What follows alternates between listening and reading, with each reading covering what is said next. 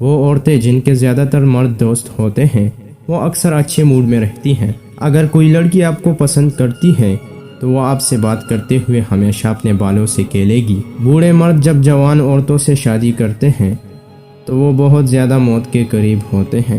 جس طرح رات کو تمام بلیاں کالی ہو جاتی ہیں ویسے ہی بستر پر تمام خواتین ایک جیسی ہو جاتی ہیں۔ جو بیوی اپنے شوہر سے پیار کرتی ہے وہ اسے شام کو اچھے سے کھانا کھلائے گی۔ جو بیوی اپنے شوہر کو نقصان پہنچانا چاہے گی وہ کھانے میں ہمیشہ نمک تیز رکھے گی۔ عورتیں ایسے مردوں کو پسند کرتی ہیں جو ان کا موڈ بدل سکتے ہیں یا انہیں امیر مردوں سے زیادہ خوش رکھ سکتے ہیں۔ عورتیں بارش کی بوندوں کی طرح ہوتی ہیں، کچھ محلوں پر گرتی ہیں، کچھ چاول کے کھیتوں میں۔ جس عورت کا مرد بد اخلاق ہو وہ دن میں کئی مرتی اور جیتی ہیں۔ جو مرد واقعی مرد ہو وہ حالات سے لڑتے ہیں، جن کے حوصلے پست ہو وہ گھر کی عورتوں سے لڑتے ہیں۔ جس عورت کی زبان میں کرواہٹ ہو اس گھر کے بچوں کی زبانیں کبھی شہد کی طرح میٹھی نہیں ہو سکتی۔ شوہر کے پیار کا ایک لفظ سوئی ہوئی عورت میں بھی جان ڈال دیتا ہے۔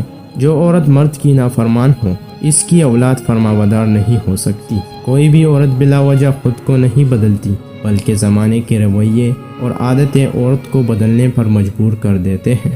مرد کو اپنی انا بہت عزیز ہوتی ہے۔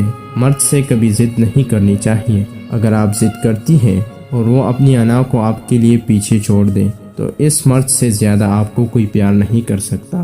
اگر مرد آپ کی قدر نہیں کرتا، آپ کو اہمیت نہیں دیتا تو اپنی 3 چیزیں خوبصورت بنا لو: چہرہ، دل، زبان۔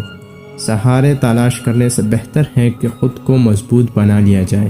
جب باپ کی نسل نمک کھاتی ہے تو بچے کی نسل پانی کے لیے پیاسی ہوتی ہے۔ ہر انسان کو پتا ہے کہ اس نے اس دنیا کو چھوڑ کر جانا ہے، پھر بھی ہم اپنے عزیز کا دل دکھاتے ہیں۔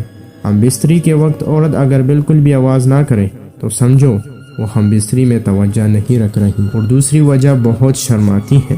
مرد نے ہمیشہ عورت کو نرم اور نازک اور حسین لکھا، اور عورت نے جب بھی لکھا مرد کو ظالم ہی لکھا۔ اصل میں جس کو جیسا ملا اس کو ایسا لکھا۔